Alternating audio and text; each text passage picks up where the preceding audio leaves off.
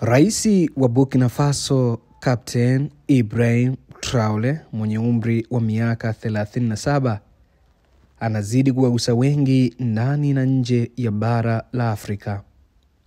Kadri siku zinavyokwenda, Traore anazidi kupata heshima na sifa kedekede, hasa kutokana na kujiamini kwake na kupambania maslahi ya Burkina Faso na Afrika. Mwaliko aliopata kwenda nchini Urusi kushiriki maadhimisho ya siku ya ushindi ya Urusi ameutumia vyema, hasa baada ya kufanya mahojiano na moja ya kituo cha habari cha Urusi ambayo yamewagusa wengi. Ipo interview full na ipo ya vipande ambavyo watu wamevikata na kuvisambaza kwenye mitandao ya kijamii na kwenye vyombo vya habari kuonyesha namna ya ushujaa wa Traore, huku wengi wakimuona akifuata nyayo za mashujaa wa Kiafrika kama vile Thomas Sankara wa Burkina Faso. Moja ya sehemu ya mahojiano hayo, Traore anasikika akizungumzia namna historia ya Afrika inavyofichwa hasa kwa kutumia vyombo vya habari vya mataifa ya kigeni, huku akisema ndio sababu hata kizazi cha sasa hakielewi nini cha kufanya.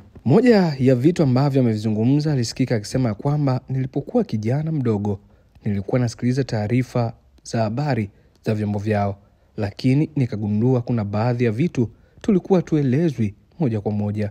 Hivyo nikaanza kupata fikra ya kwamba kuna kitu nyuma ya pazia tunafichwa, na walichokuwa wanafanya ni kitu hatari hasa kwa bara la Afrika. Na ndio maana hii leo tunapambana vya kutosha kuhakikisha kizazi cha sasa kinapata elimu na uelewa, pamoja na kukifundisha namna dunia inavyokwenda.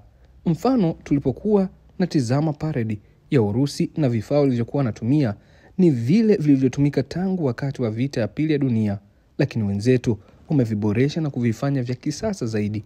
Hii inaonyesha namna gani ya mapinduzi ya kiteknolojia walionayo katika sekta ya jeshi. Kiukweli nimeshawishika sana na ninahitaji ujuzi huu ufike nchini kwangu. Niseme tu hata katika miaka miwili hii pia tumepiga hatua kubwa kiuchumi, hasa katika sekta ya elimu, maendeleo na ulinzi wa kijeshi. Pia nimewaomba wenzetu wa Urusi watupatie ujuzi kama wa kwao. Akiendelea kuzungumza katika mahojiano hayo, Traore pia alisikika akizungumzia kwamba mataifa yenye nguvu yanatumia njia za mawasiliano kufifisha historia ya Afrika, kwani vizazi vilivyopita viliwekwa mstari wa mbele katika uwanja wa vita na waliuliwa kama wanyama. Anabainisha kuwa lakini pia hata Ufaransa, wakati ikifanya jaribio la bomu la atomic, waliwatumia askari weusi kama sehemu ya majaribio kuona namna bomu hilo linavyoweza kufanya kazi.